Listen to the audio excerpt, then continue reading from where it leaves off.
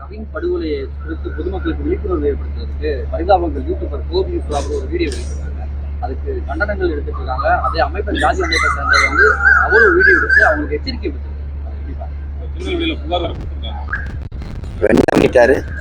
அந்த வீடியோ பரிதாபங்கள் வந்து யூடியூப் மூலியமா வீடியோ வந்து விழிப்புணர்வு பண்ணிருக்காங்க. ஏன் இப்படி பண்றீங்க, நீயும் படிச்சீங்க, அந்த கொலை செய்த தம்பி அவர் சரியா தானே பண்ணியிருக்காரு. அதுல என்ன அவரை எச்சரிக்கிறது? எதன் பொருட்டும் கொலையை ஏற்க முடியாது. அது இந்த முதல்ல